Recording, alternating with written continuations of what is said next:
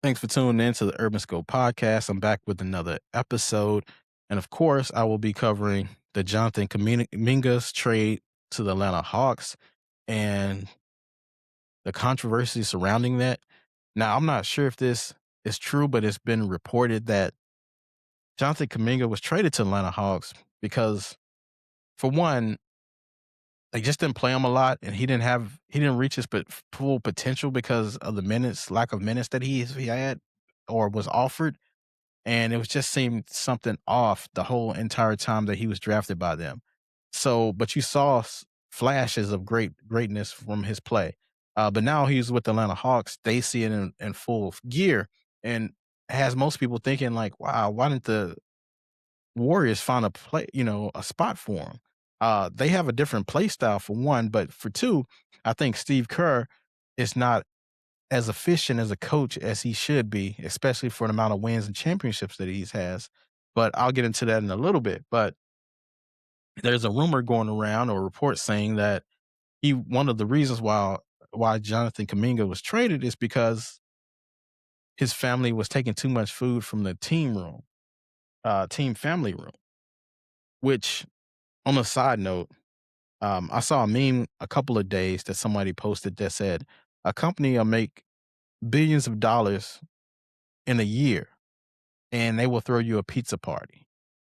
And it was kind of true to an effect because a lot of times these companies get make a lot of money. I've worked for a company in the past that made a lot of money during COVID, and then they threw us a pizza party, and everybody was happy about it. We didn't even think about it. We didn't think twice about it. But that's just a side note I was thinking about, and it's no different with the Warriors.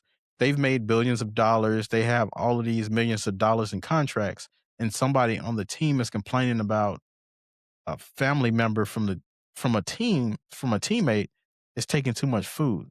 It just seems very bush league, and it seems like the story is just if this story is true, it's just shows you how these billionaire owners and how these millionaires treat one another and treat people that they consider less than them.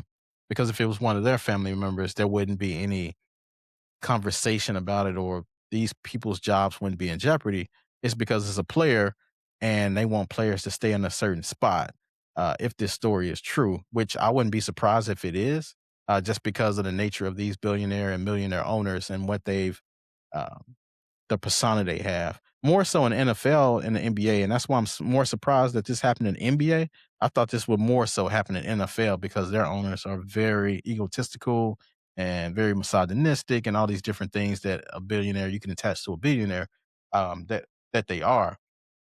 But the story is crazy for a couple of reasons. Let's just say the story is true and the family member did take a lot of food or excessive food. Um, so what? What's the point? Who's losing anything from this? The food had to be eaten anyway. So all of everybody's millionaires there, so everybody can eat.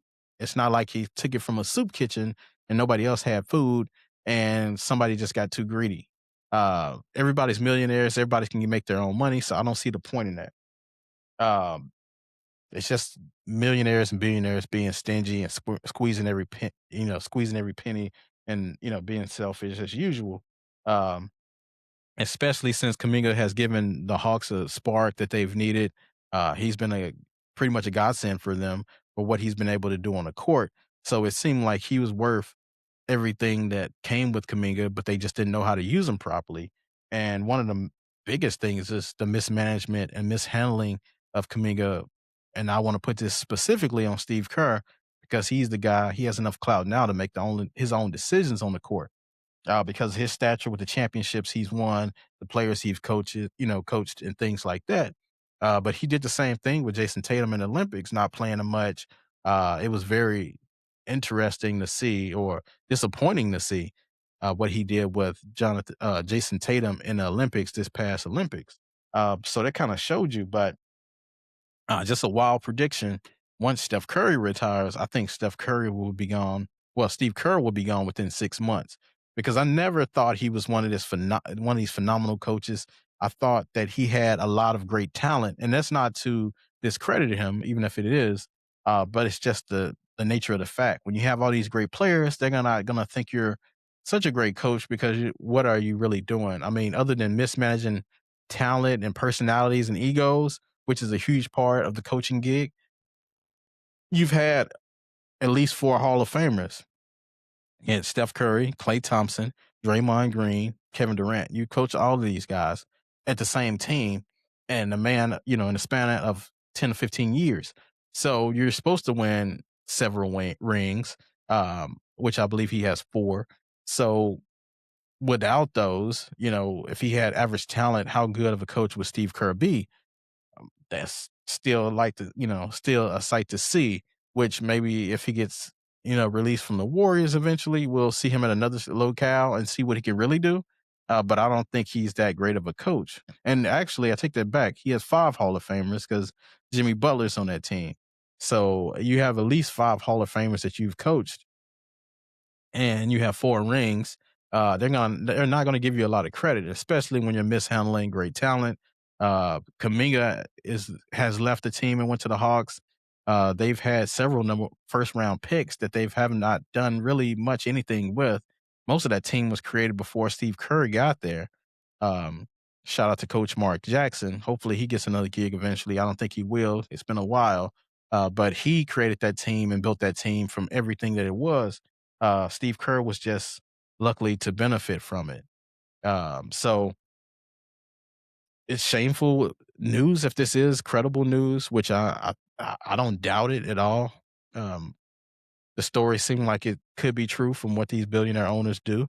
So, and what these executives underneath them do, just trying to squeeze every penny and create every dollar. I get it. But sometimes, it's not worth it, especially the image of the team. But these owners always rebuild and make the players the villain. So, which they tried to make with this story, but nobody bought that. So, horrible PR job on their end. But tell me what your thoughts about this story. And until next time, I'll see you next time.